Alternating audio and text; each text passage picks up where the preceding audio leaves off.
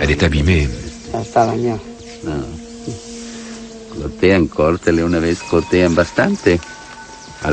Tu n'as qu'à en couper un morceau.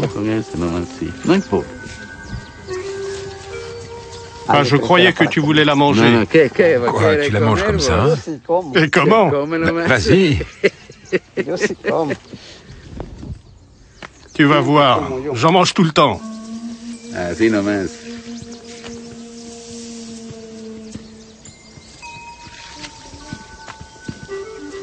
J'en mange souvent pour garder la santé.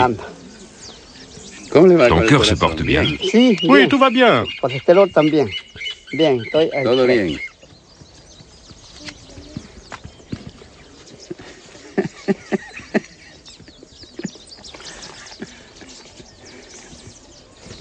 c'est bon pour le cholestérol?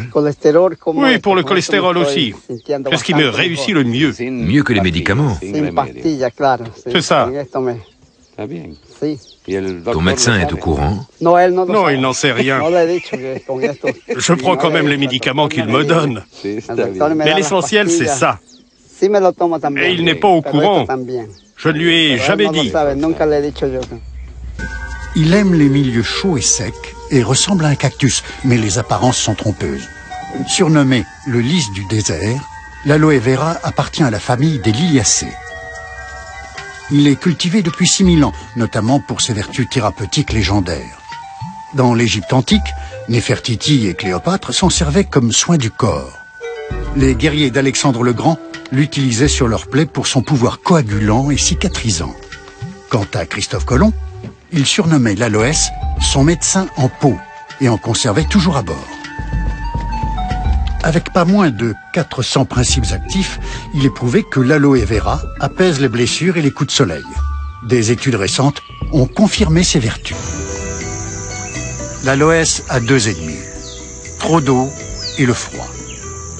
En 1989, une seule nuit de gel a suffi à anéantir les plantations texanes. La culture des plantes a donc été délocalisée à 6 heures de route, plus au sud, au Mexique.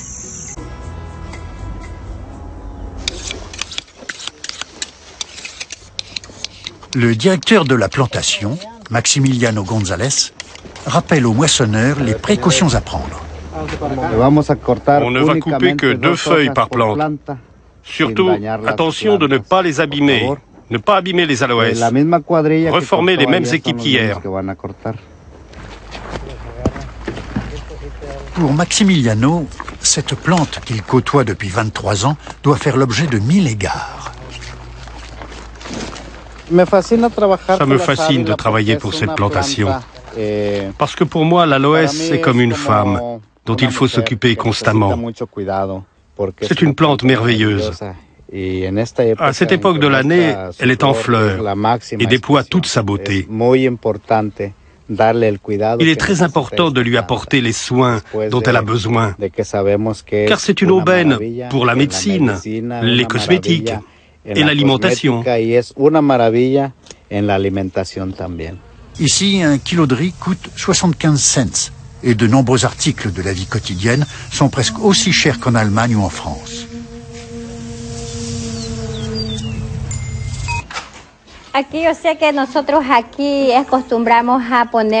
Ici, nous sommes habitués à l'aloe vera. Nous croyons fermement qu'il porte bonheur, chasse les mauvais esprits de la maison et nous préserve du malheur, de la malchance. Et nous y sommes très attachés. L'aloès doit être conservé au froid, sans quoi certains principes actifs se volatilisent quelques heures après la coupe des feuilles. Les lourdes caisses sont entreposées dans le camion.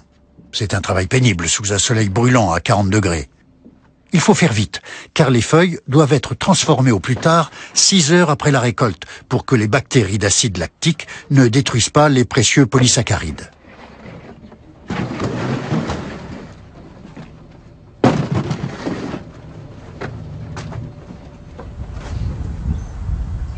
Deux heures plus tard, la journée se termine pour l'équipe. Le camion quitte la plantation et prend la direction de l'usine.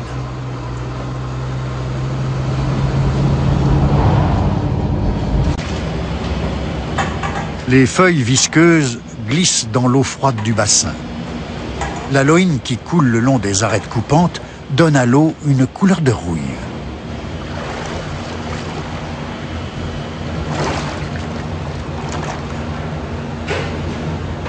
Les feuilles volumineuses sont placées à la main sur une bande transporteuse qui les conduit à l'intérieur de l'usine.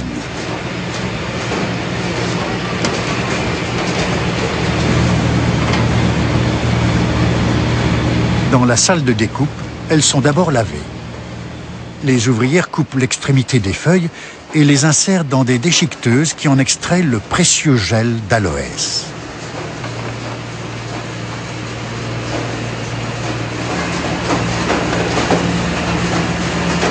C'est Nancy Riviera qui dirige les opérations. Je suis chargée du contrôle de qualité. Ma mission est de vérifier la marchandise depuis son arrivée sous la forme de feuilles jusqu'au stade du produit fini.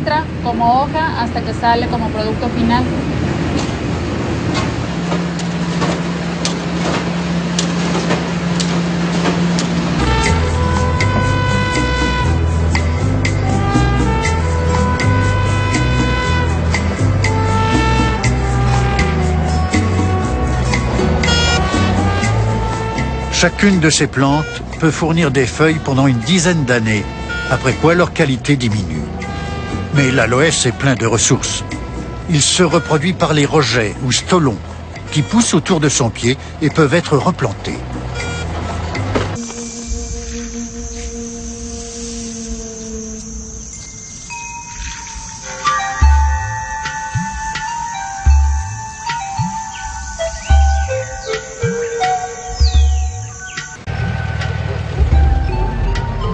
Le lys du désert n'est pas une plante miracle, mais elle fait du bien aux habitants de Colonche, aux ouvriers mexicains et à la santé de tous, dans le monde entier.